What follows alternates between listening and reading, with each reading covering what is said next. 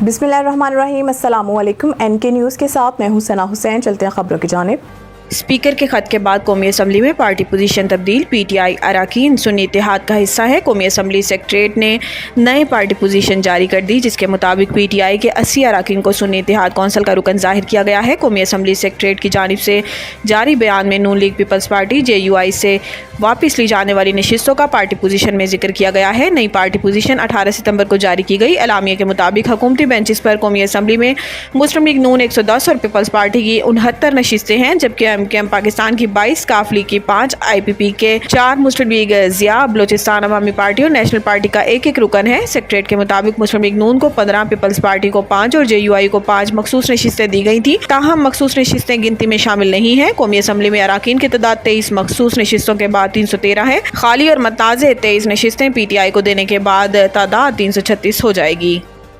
नाअहली और बदनज़मी पर election commissioner Sindh समेत 3 अफसरान मुअत्तल। इलेक्शन कमीशन के जारी करदा नोटिफिकेशन के मुताबिक सूबाई election commissioner Sindh Sharifullah, director admin election commission Sindh Azhar Hussain Tanwari को नाअहली और बदनज़मी पर मुअत्तल किया गया। नोटिफिकेशन के मुताबिक इलेक्शन अफसर कराची खुदाबख्श को भी मुअत्तल कर दिया गया और हदायत की है कि तीनों अफसरान इंक्वायरी मुकम्मल होने और अगले अहकाम तक कराची में रहेंगे, जबकि ज्वाइंट सूबाई इलेक्शन कमिश्नर अली असगर सियाल को कायम मुकाम इलेक्शन कमिश्नर सिंध तैनात कर दिया गया है। इलेक्शन कमीशन का कहना है कि 17 सितंबर की रात पपरी कराची में स्ट्रॉन्ग रूम के तालों को ज़बरदस्ती तोड़कर मुख्तलिफ पोलिंग स्टेशन के बैग्स को नुकसान पहुंचाया गया, जिसकी तहकीकात के लिए कमेटी कायम कर दी गई है। इलेक्शन कमीशन के मुताबिक कमेटी 3 दिन में तहकीकात मुकम्मल करके अपनी रिपोर्ट पेश करेगी।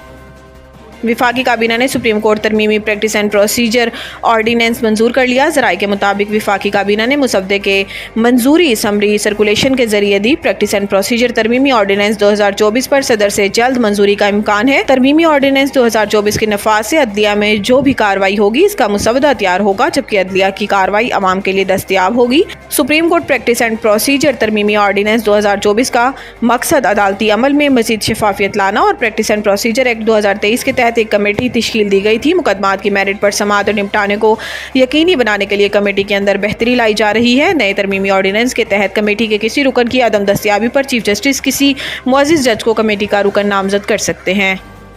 JUI रहनुमा के बिलावल भुट्टो से मंसूब बयान पर पीपल्स पार्टी का रद्द अमल।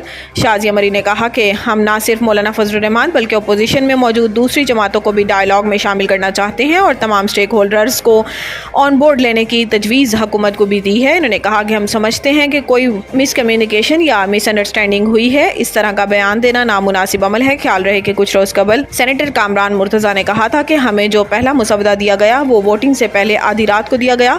कामरान मुर्तज़ा का कहना था कि इससे थोड़ी देर बाद ही बिलावल भुट्टो तशरीफ ले आए। बिलावल भुट्टो के सामने तहफ़्फ़ुज़ात का इजहार किया तो इन्होंने कहा कि मुझे भी तहफ़्फ़ुज़ात थे लेकिन मजबूरी है। इन्होंने कहा कि हमने बिलावल से कहा कि आपकी मजबूरी होगी, हमारी मजबूरी नहीं है।